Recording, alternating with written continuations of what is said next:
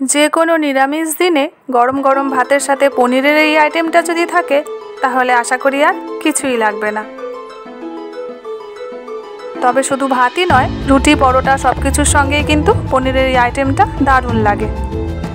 Dream রেলিশের পক্ষ থেকে আপনাদের জানাই সাদর আমন্ত্রণ। আর আমার আজকের রেসিপি মশালা পনির।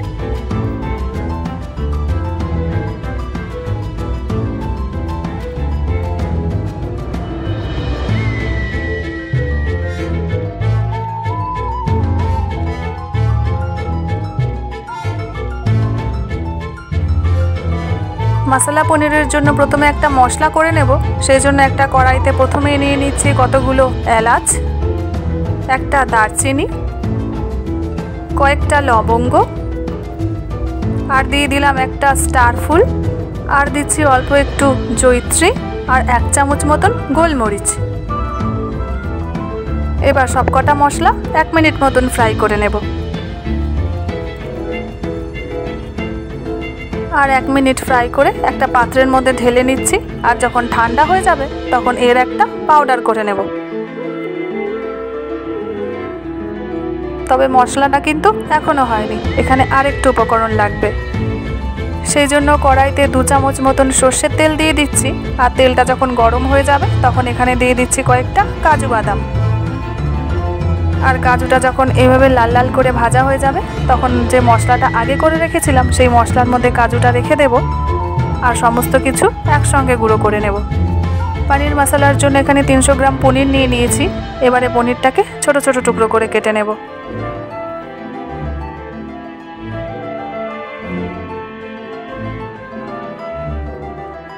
এরকম ছোট ছোট টুকরোই কিন্তু করতে হবে, এর থেকে বড় করার দরকার নেই।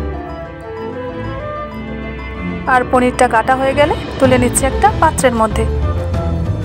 এবারে পনিরগুলো ভেজে নেব। সেজন্য কড়াইতে পরিমাণ মতন সর্ষের তেল দিয়ে দিয়েছি, তবে আপনারা চাইলে এখানে সাদা তেলও ইউজ করতে পারেন।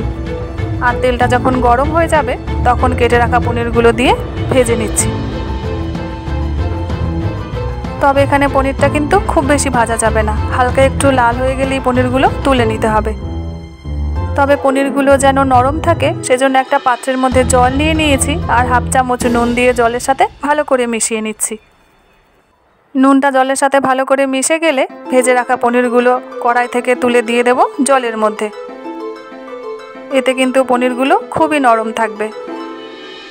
তবে জলটা অবশ্যই হতে হবে রুম টেম্পারেচারের।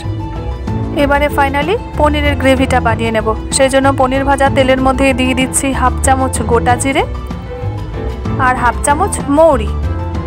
ফোড়নটা 1 মিনিট মতন ভেজে এর মধ্যে দিয়ে দেব 1 চামচ কুচনো আদা। আদাটা দিয়েও আরও একবার মিশিয়ে নিচ্ছি। এবার এখানে কিছু গুঁড়ো মশলা অ্যাড করে দেব। ওই গুঁড়ো মশলার মধ্যে দিয়ে দিচ্ছি 1 চামচ হলুদ গুঁড়ো আর 1 চামচ কাশ্মীরি রেড চিলি পাউডার। আর এখানে দিয়ে দিলাম 1 চামচ ধনে গুঁড়ো। এখানে আর কোনো মশলা ইউজ করতে হবে না। এবারে সমস্ত মশলা ভালো করে মিশিয়ে নিচ্ছি। তেলের মধ্যে হলুদ আর লঙ্কা দিয়ে যদি এভাবে মেশানো হয় তাহলে যে কোনো গ্রেভির কালার দারুণ আসে। এবারে এর মধ্যে দিয়ে দেব টমেটো পেস্ট। এখানে আমি 2টো টমেটো নিয়েছি। আর টমেটোটা এখানে রাফলি কেটে নিচ্ছি।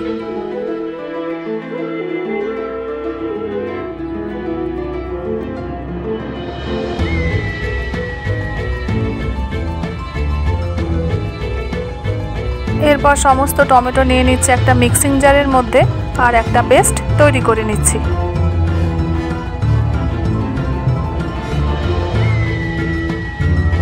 এবার ওই টমেটো পেস্টটাও দিয়ে দিচ্ছি মশলার মধ্যে। আরও একবার ভালো করে মিশিয়ে নিচ্ছি যতক্ষণ না টমেটোর কাঁচা গন্ধটা চলে যায়। 3 থেকে 4 মিনিট ধরে টমেটোটা ভালো করে মিশিয়ে যখন টমেটোর কাঁচা গন্ধটা একদম বেরিয়ে যাবে তখন এর মধ্যে দিয়ে দিচ্ছি ঝালের জন্য কাঁচা লঙ্কা কুচি আর দিয়ে দিলাম স্বাদ মতন লবণ।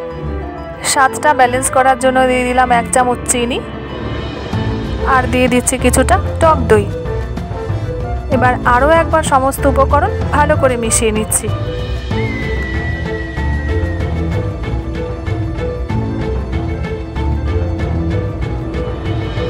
এইভাবে সব কিছু যখন ভালো করে মেশানো হয়ে যাবে তখন যে পেস্টটা আমি করে রেখেছিলাম, ওই কাজু আর সমস্ত ড্রাই ইনগ্রিডিয়েন্টসের যে মশলাটা করে রেখেছিলাম সেই পেস্টটা এখানে দিয়ে দিচ্ছি।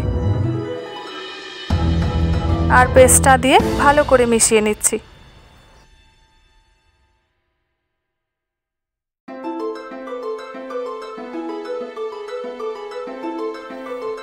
এবার ওপর থেকে দিয়ে দিলাম কিছুটা কাসুরি মেথি।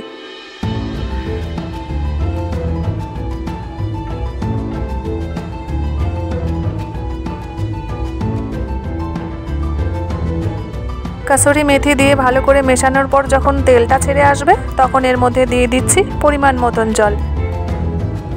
এখানে বেশি জল দেব না, ওই 1 কাপ মতন জল এখানে দিয়ে দিচ্ছি। আর একবার ভালো করে মিশিয়ে নিচ্ছি।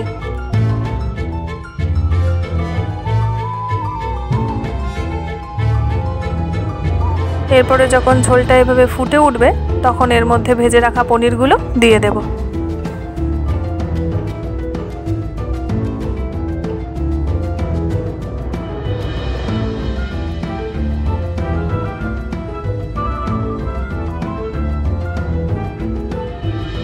তবে পনিরটা দিয়ে বেশিক্ষণ রান্না করার দরকার নেই, তাহলে পনিরটা শক্ত হয়ে যাবে।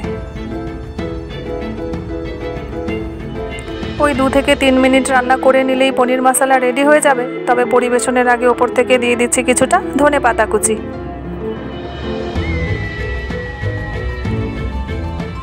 ধনেপাতা কুচি দিয়ে একবার মিশিয়ে নিলেই পনির মশলা পারফেক্টলি রেডি হয়ে যাবে।